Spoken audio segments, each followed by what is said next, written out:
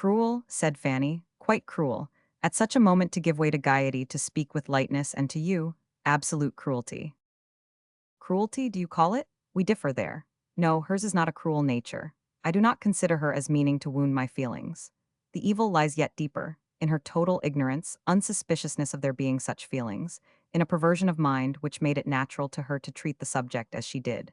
She was speaking only as she had been used to hear others speak, as she imagined everybody else would speak. Hers are not faults of temper. She would not voluntarily give unnecessary pain to anyone, and though I may deceive myself, I cannot but think that for my feelings, she would. Hers are faults of principle, Fanny, of blunted delicacy and a corrupted, vitiated mind. Perhaps it is best for me, since it leaves me so little to regret. Not so, however. Gladly would I submit to all the increased pain of losing her, rather than have to think of her as I do. I told her so. Did you? Yes, when I left her I told her so. How long were you together? 25 minutes. Well, she went on to say that what remained now to be done was to bring about a marriage between them. She spoke of it, Fanny, with a steadier voice than I can. He was obliged to pause more than once as he continued. We must persuade Henry to marry her, said she. And what with honor, and the certainty of having shut himself out forever from Fanny, I do not despair of it. Fanny he must give up. I do not think that even he could now hope to succeed with one of her stamp, and therefore I hope we may find no insuperable difficulty. My influence, which is not small, shall all go that way. And when once married and properly supported by her own family, people of respectability as they are, she may recover her footing in society to a certain degree. In some circles, we know, she would never be admitted, but with good dinners and large parties, there will always be those who will be glad of her acquaintance. And there is, undoubtedly, more liberality and candor on those points than formerly. What I advise is that your father be quiet. Do not let him injure his own cause by interference. Persuade him to let things take their course. If by any officious exertions of his she is induced to leave Henry's protection, there will be much less chance of his marrying her than if she remain with him. I know how he is likely to be influenced. Let Sir Thomas trust to his honor and compassion, and it may all end well, but if he get his daughter away, it will be destroying the chief hold.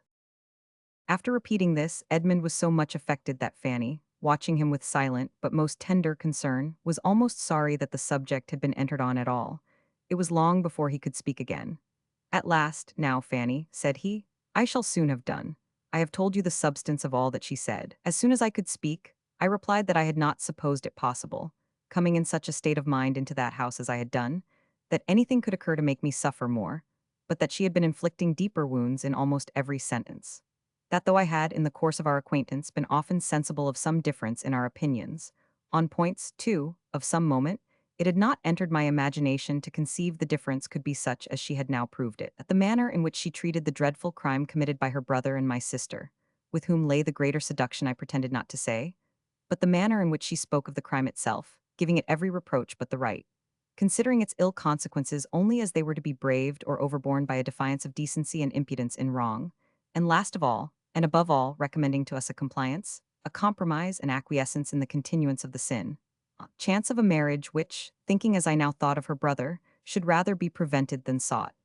All this together most grievously convinced me that I had never understood her before, and that, as far as related to mind, it had been the creature of my own imagination, not Miss Crawford, that I had been too apt to dwell on for many months past. That perhaps it was best for me.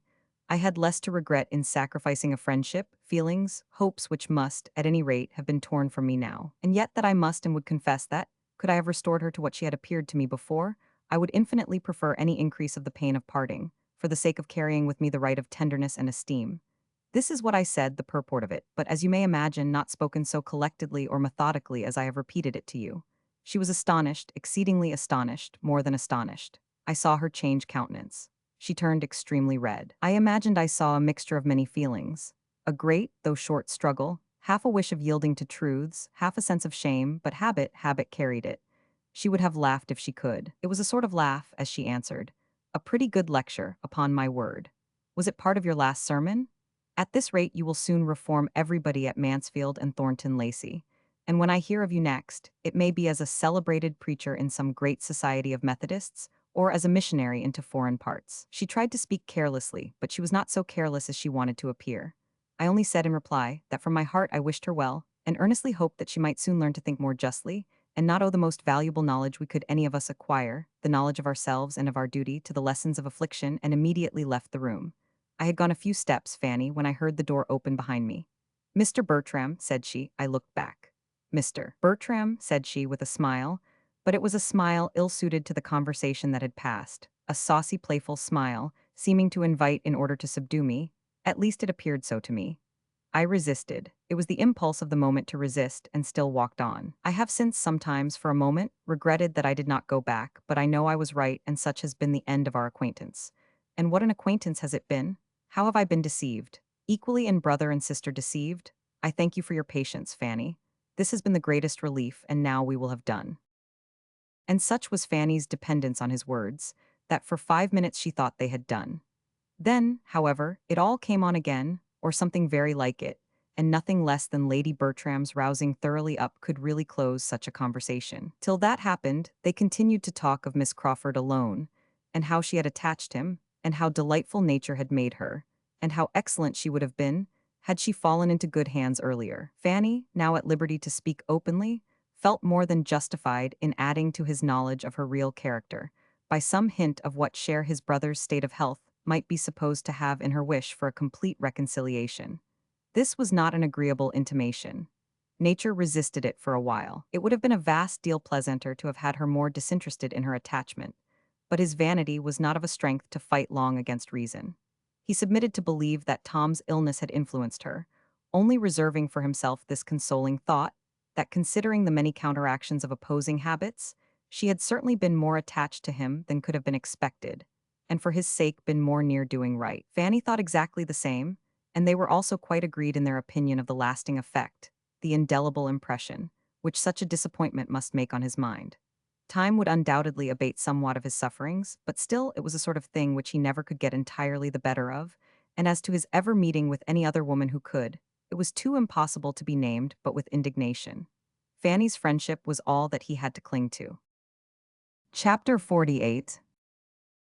Let other pens dwell on guilt and misery. I quit such odious subjects as soon as I can, impatient to restore everybody, not greatly in fault themselves, to tolerable comfort, and to have done with all the rest. My Fanny, indeed, at this very time, I have the satisfaction of knowing, must have been happy in spite of everything. She must have been a happy creature in spite of all that she felt, or thought she felt, for the distress of those around her. She had sources of delight that must force their way. She was returned to Mansfield Park. She was useful. She was beloved. She was safe from Mr. Crawford. And when Sir Thomas came back, she had every proof that could be given in his then melancholy state of spirits, of his perfect approbation and increased regard. And happy as all this must make her, she would still have been happy without any of it, for Edmund was no longer the dupe of Miss Crawford. It is true that Edmund was very far from happy himself. He was suffering from disappointment and regret, grieving over what was, and wishing for what could never be.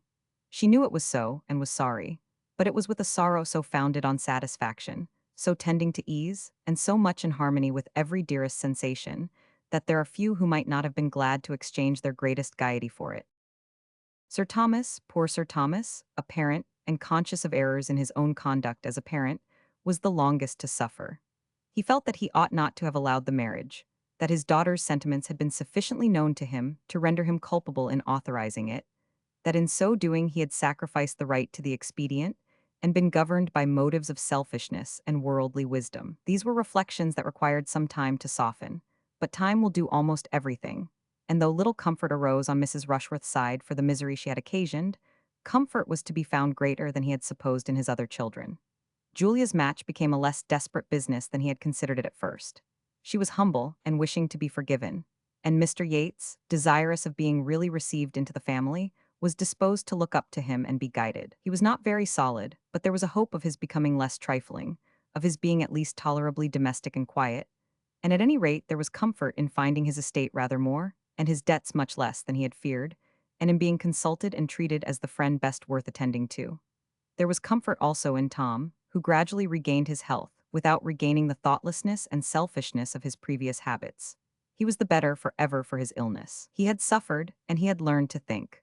Two advantages that he had never known before, and the self-reproach arising from the deplorable event in Wimpole Street, to which he felt himself accessory, by all the dangerous intimacy of his unjustifiable. Theatre made an impression on his mind which, at the age of 26, with no want of sense or good companions, was durable in its happy effects.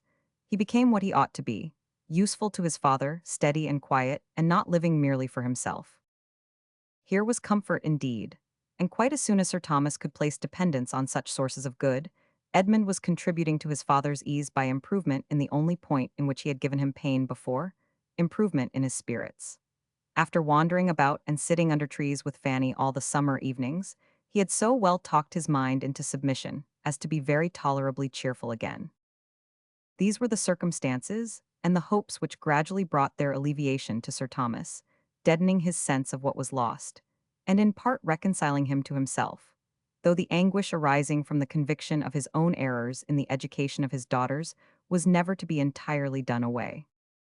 Too late he became aware how unfavorable to the character of any young people must be the totally opposite treatment which Maria and Julia had been always experiencing at home, where the excessive indulgence and flattery of their aunt had been continually contrasted with his own severity. He saw how ill he had judged, in expecting to counteract what was wrong in Mrs. Norris by its reverse in himself. Clearly saw that he had but increased the evil by teaching them to repress their spirits in his presence, so as to make their real disposition unknown to him, and sending them for all their indulgences to a person who had been able to attach them only by the blindness of her affection and the excess of her praise. Here had been grievous mismanagement, but, bad as it was, he gradually grew to feel that it had not been the most direful mistake in his plan of education. Something must have been wanting within, or time would have worn away much of its ill effect. He feared that principle, active principle, had been wanting, that they had never been properly taught to govern their inclinations and tempers by that sense of duty which can alone suffice. They had been instructed theoretically in their religion, but never required to bring it into daily practice. To be distinguished for elegance and accomplishments, the authorized object of their youth, could have had no useful influence that way, no moral effect on the mind. He had meant them to be good, but his cares had been directed to the understanding and manners, not the disposition, and of the necessity of self-denial and humility, he feared they had never heard from any lips that could profit them. Bitterly did he deplore a deficiency which now he could scarcely comprehend to have been possible. Wretchedly did he feel that with all the cost and care of an anxious and expensive education, he had brought up his daughters without their understanding their first duties, or his being acquainted with their character and temper. The high spirit and strong passions of Mrs. Rushworth, especially, were made known to him only in their sad result. She was not to be prevailed on to leave Mr. Crawford. She hoped to marry him, and they continued together till she was obliged to be convinced that such hope was vain, and till the disappointment and wretchedness arising from the conviction rendered her temper so bad, and her feelings for him so like hatred, as to make them for a while each other's punishment, and then induce a voluntary separation. She had lived with him to be reproached as the ruin of all his happiness in Fanny, and carried away no better consolation in leaving him than that she had divided them. What can exceed the misery of such a mind in such a situation? Mr. Rushworth had no difficulty in procuring a divorce, and so ended a marriage contracted under such circumstances as to make any better end the effect of good luck not to be reckoned on. She had despised him and loved another, and he had been very much aware that it was so. The indignities of stupidity and the disappointments of selfish passion can excite little pity. His punishment followed his conduct, as did a deeper punishment the deeper guilt of his wife. He was released from the engagement to be mortified and unhappy, till some other pretty girl could attract him into matrimony again, and he might set forward on a second, and, it is to be hoped, more prosperous trial of the state, if duped, to be duped at least with good humor and good luck, while she must withdraw with infinitely stronger feelings to a retirement and reproach which could allow no second spring of hope or character. Where she could be placed became a subject of most melancholy and momentous consultation. Mrs. Norris, whose attachment seemed to augment with the demerits of her niece, would have had her received at home and countenanced by them all. Sir Thomas would not hear of it, and Mrs. Norris's anger against Fanny was so much the greater, from considering her residence there as the motive. She persisted in placing his scruples to her account, though Sir Thomas very solemnly assured her that, had there been no young woman in question, had there been no young person of either sex belonging to him, to be endangered by the society or hurt by the character of Mrs. Rushworth, He would never have offered so great an insult to the neighborhood as to expect it to notice her. As a daughter, he hoped a penitent one, she should be protected by him, and secured in every comfort, and supported by every encouragement to do right, which their relative situations admitted. But farther than that he could not go. Maria had destroyed her own character, and he would not, by a vain attempt to restore what never could be restored, by affording his sanction to vice, or in seeking to lessen its disgrace, be anywise accessory to introducing such misery in another man's family as he had known himself. It ended in Mrs. Norris's resolving to quit Mansfield and devote herself to her unfortunate Maria, and in an establishment being formed for them in another country, remote and private, where, shut up together with little society, on one side no affection, on the other no judgment, it may be reasonably supposed that their tempers became their mutual punishment. Mrs. Norris's removal from Mansfield was the great supplementary comfort of Sir Thomas's life. His opinion of her had been sinking from the day of his return from Antigua. In every transaction together from that period, in their daily intercourse, in business, or in chat, she had been regularly losing ground in his esteem, and convincing him that either time had done her much disservice, or that he had considerably overrated her sense, and wonderfully borne with her manners before. He had felt her as an hourly evil, which was so much the worse, as there seemed no chance of its ceasing but with life. She seemed a part of himself that must be borne forever. To be relieved from her, therefore, was so great a felicity that, had she not left bitter remembrances behind her, there might have been danger of his learning almost to approve the evil which produced such a good. She was regretted by no one at Mansfield. She had never been able to attach even those she loved best, and since Mrs. Rushworth's elopement, her temper had been in a state of such irritation as to make her everywhere tormenting. Not even Fanny had tears for Aunt Norris, not even when she was gone forever. That Julia escaped better than Maria was owing, in some measure, to a favorable difference of disposition and circumstance, but in a greater to her having been less the darling of that very aunt, less flattered and less spoilt. Her beauty and acquirements had held but a second place. She had been always used to think herself a little inferior to Maria. Her temper was naturally the easiest of the two. Her feelings, though quick, were more controllable, and education had not given her so very hurtful a degree of self-consequence. She had submitted the best to the disappointment in Henry Crawford. After the first bitterness of the conviction of being slighted was over, she had been tolerably soon in a fair way of not thinking of him again, and when the acquaintance was renewed in town, and Mr. Rushworth's house became Crawford's object, she had had the merit of withdrawing herself from it, and of choosing that time to pay a visit to her other friends, in order to secure herself from being again too much attracted. This had been her motive in going to her cousin, S. Mr. Yates's convenience had had nothing to do with it. She had been allowing his attention some time, but with very little idea of ever accepting him. And had not her sister's conduct burst forth as it did, and her increased dread of her father and of home, on that event, imagining its certain consequence to herself would be greater severity and restraint, made her hastily resolve on avoiding such immediate horrors at all risks, it is probable that Mr. Yates would never have succeeded. She had not eloped with any worse feelings than those of selfish alarm. It had appeared to her the only thing to be done. Maria's guilt had induced Julia's folly. Henry Crawford, ruined by early independence and bad domestic example, indulged in the freaks of a cold-blooded vanity a little too long. Once it had, by an opening undesigned and unmerited, led him into the way of happiness. Could he have been satisfied with the conquest of one amiable woman's affections? Could he have found sufficient exultation in overcoming the reluctance, in working himself into the esteem and tenderness of Fanny Price, there would have been every probability of success and felicity for him. His affection had already done something. Her influence over him had already given him some influence over her. Would he have deserved more? There can be no doubt that more would have been obtained, especially when that marriage had taken place, which would have given him the assistance of her conscience in subduing her first inclination, and brought them very often together. Would he have persevered, and uprightly? Fanny must have been his reward, and a reward very voluntarily bestowed, within a reasonable period from Edmund's marrying Mary. Had he done as he intended, and as he knew he ought, by going down to Everingham after his return from Portsmouth, he might have been deciding his own happy destiny. But he was pressed to stay for Mrs. Fraser's party. His staying was made of flattering consequence, and he was to meet Mrs. Rushworth there. Curiosity and vanity were both engaged, and the temptation of immediate pleasure was too strong for a mind unused to make any sacrifice to write. He resolved to defer his Norfolk journey, resolved that writing should answer the purpose of it, or that its purpose was unimportant, and stayed.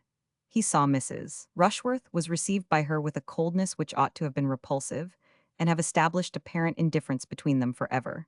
But he was mortified. He could not bear to be thrown off by the woman whose smiles had been so wholly at his command. He must exert himself to subdue so proud a display of resentment. It was anger on Fanny's account. He must get the better of it, and make Mrs. Rushworth Maria Bertram again in her treatment of himself.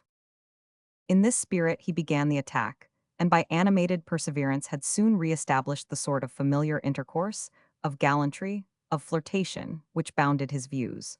But in triumphing over the discretion which, though beginning in anger, might have saved them both, he had put himself in the power of feelings on her side more strong than he had supposed. She loved him. There was no withdrawing attentions avowedly dear to her.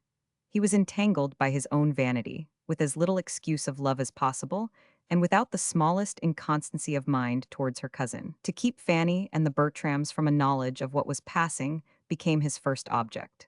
Secrecy could not have been more desirable for Mrs. Rushworth's credit than he felt it for his own.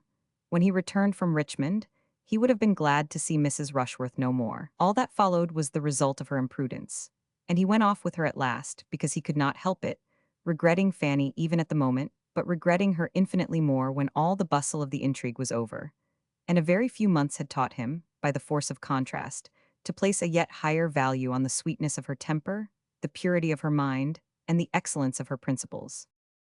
That punishment, the public punishment of disgrace, should in a just measure attend his share of the offense is, we know, not one of the barriers which society gives to virtue. In this world the penalty is less equal than could be wished. But without presuming to look forward to a juster appointment hereafter, we may fairly consider a man of sense, like Henry Crawford, to be providing for himself no small portion of vexation and regret. Vexation, that must rise sometimes to self-reproach, and regret to wretchedness, in having so requited hospitality, so injured family peace, so forfeited his best, most estimable and endeared acquaintance, and so lost the woman whom he had rationally as well as passionately loved. After what had passed to wound and alienate the two families, the continuance of the Bertrams and Grants in such close neighborhood would have been most distressing. But the absence of the latter, for some months purposely lengthened, ended very fortunately in the necessity, or at least the practicability, of a permanent removal. Dr. Grant, through an interest on which he had almost ceased to form hopes, succeeded to a stall in Westminster, which, as affording an occasion for leaving Mansfield, an excuse for residence in London, and an increase of income to answer the expenses of the change, was highly acceptable to those who went and those who stayed. Mrs. Grant, with a temper to love and be loved, must have gone with some regret from the scenes and people she had been used to. But the same happiness of disposition must in any place, and any society, secure her a great deal to enjoy, and she had again a home to offer. Mary had had enough of her own friends, enough of vanity, ambition, love, and disappointment in the course of the last half-year, to be in need of the true kindness of her sister's heart and the rational tranquillity of her ways. They lived together, and when Dr. Grant had brought on apoplexy and death by 3 great institutionary dinners in 1 week, they still lived together. For Mary, though perfectly resolved against ever attaching herself to a younger brother again, was long in finding among the dashing representatives, or idle heir apparents, who were at the command of her beauty, and her £20,000, anyone who could satisfy the better taste she had acquired at Mansfield, whose character and manners could authorize a hope of the domestic happiness she had there learned to estimate, or put Edmund Bertram sufficiently out of her head. Edmund had greatly the advantage of her in this respect.